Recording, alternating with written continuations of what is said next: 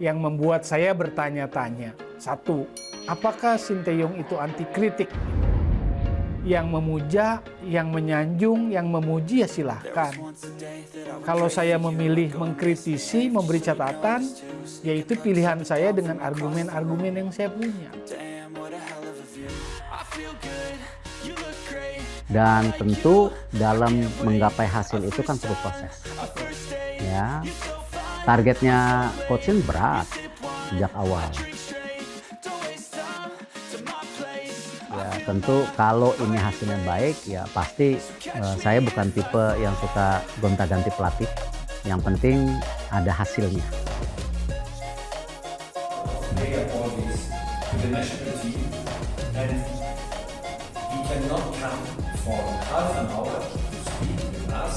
I mean, I don't want to speak more about this bullshit.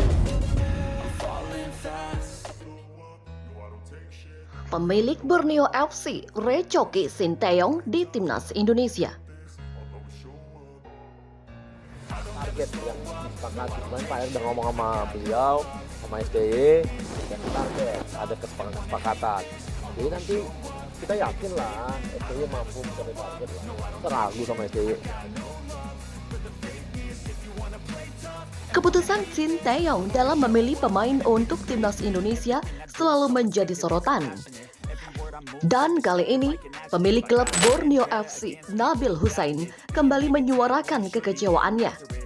Dalam daftar pemain yang dipanggil untuk menghadapi Brunei Darussalam dalam kualifikasi Piala Dunia 2026 bulan ini, tak satupun pemain Borneo FC masuk dalam skuad tersebut. Bahkan, nama Stefano Lillipali yang bermain sangat impresif bersama Borneo FC di Liga 1 2023-2024 juga tidak terdengar. Ketidakpanggilan Lillipali nampaknya membuat Nabil Hussein geram dan dia tidak ragu untuk menyindir keputusan Sinteyong melalui akun pribadinya di media sosial. Nabil menyebut Sinteyong sebagai pelatih yang unik dan mengungkapkan keraguan atas kemampuan pelatih ini dalam menilai kontribusi pemain, kecuali jika didengar dari pendapat netizen. Dalam sebuah tweet kontroversial, Nabil Hussein menulis, "Gimana ya mau bicara tapi pelatih itu memang unik. Kurang bisa menilai kontribusi pemain kecuali netizen bicara." Bahkan dia menambahkan, baru dia agak panik mungkin, canda coach. Kritik pedas Nabil Hussein ini tampaknya berakar dari ketidakpanggilan Stefano Lillipali yang dianggapnya sebagai pemain kunci Borneo FC ke dalam timnas Indonesia. Lillipali telah memberikan kontribusi yang sangat positif dengan mencetak 6 gol dan memberikan 7 assist dalam 14 pertandingan bersama Borneo FC di musim ini. Performa impresif ini telah membantu Borneo FC menduduki posisi teratas di klasemen Liga 1. Namun, kekecewaan Nabil Hussein tidak hanya berawal dari pemanggilan pemain kali ini. Juga pada bulan Juli lalu, saat timnas Indonesia bermain dalam 2 laga FIFA Matchday melawan Palestina dan Argentina, Lillipali menjadi salah satu pemain Garuda yang tidak mendapatkan kesempatan bermain sama sekali. Lillipali merupakan salah satu dari 7 pemain timnas Indonesia yang tidak diberi kesempatan bermain oleh Sinteyong dalam 2 laga tersebut. Selain Lillipali, ada 6 pemain lainnya yang sebenarnya berada dalam kondisi baik secara fisik, yakni Fahrudin Arianto, Rahmat Irianto, Andi Setio, Reza Arya, Yance Sayuri, dan Sandy Walsh adalah nama-nama yang tidak diberi kesempatan oleh Sinteyong. Hanya Sandy Walsh yang jelas tidak bisa dimainkan karena cedera. Keputusan ini telah memicu ketidakpuasan Nabil Hussein yang kemudian mengungkapkan kritiknya di media sosial. Dia bertanya-tanya mengapa pemain-pemain tersebut tidak mendapatkan kesempatan bermain. Nabil Hussein menulis, "Uji coba itu ya untuk dicoba, lalu kenapa pada nggak dicoba?" @Sinteyong7777.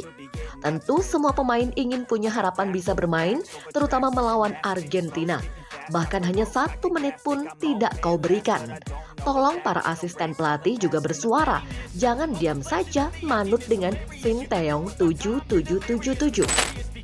Komentar tajam ini tidak luput dari perhatian netizen yang beranggapan bahwa kritik Nabil Hussein seharusnya tidak diungkapkan secara terbuka di media sosial, mengingat statusnya sebagai Presiden Borneo FC. Banyak yang merasa bahwa komentar semacam itu seharusnya disampaikan dengan lebih hati-hati, terutama karena terkesan ingin mengintervensi keputusan pelatih timnas Indonesia. Kini, keputusan Sinteyong dalam pemilihan pemain timnas Indonesia kembali menjadi topik perdebatan yang memanas. Dan Nabil Hussein tetap tidak segan untuk mengungkapkan kekecewaannya. Bagi banyak penggemar sepak bola tanah air, keputusan pelatih ini menjadi perdebatan yang menarik dan mungkin akan terus menjadi topik pembicaraan dalam waktu yang lama. Erick Thohir, seorang pengusaha sukses dan pemilik klub sepak bola Inter Milan yang juga terlibat dalam dunia sepak bola Indonesia, menyatakan pandangannya terkait ketidakpanggilan pemain Borneo FC dan kontroversi ini. Erick Thohir mengatakan, "Saya selalu mendukung perkembangan sepak bola Indonesia dan saya menghargai keputusan Sinteyong sebagai pelatih timnas. Namun penting bagi pelatih untuk selalu mempertimbangkan pemain berbakat yang ada di kompetisi lokal. Ini juga penting untuk memotivasi pemain-pemain muda di Indonesia." Demikian ucap Erick. Sementara itu, beberapa pelatih klub sepak bola Indonesia juga memberikan pandangan mereka. Salah satunya adalah pelatih Persija Jakarta yang berkata, "Ini adalah keputusan pelatih timnas dan kami harus menghormatinya. Namun, sebagai pelatih klub, saya tahu seberapa berharga pemain-pemain seperti Stefano Lillipali. Mereka adalah aset berharga untuk sepak bola Indonesia."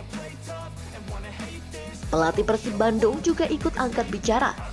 "Kami tentu ingin melihat pemain-pemain terbaik Indonesia bermain untuk timnas. Namun, keputusan pemilihan pemain adalah hak pelatih timnas. Semoga ini menjadi pembelajaran untuk semua agar kita dapat terus berkembang."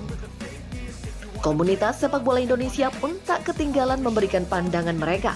Seorang pengamat sepak bola Indonesia menulis, "Kontroversi ini menunjukkan pentingnya dialog terbuka antara klub dan timnas dalam mengembangkan sepak bola tanah air. Kita semua ingin melihat timnas sukses, tetapi juga harus memperhatikan perkembangan sepak bola di level klub." Dalam situasi yang semakin memanas, harapannya adalah bahwa sepak bola Indonesia akan terus berkembang dan menjadi lebih kuat.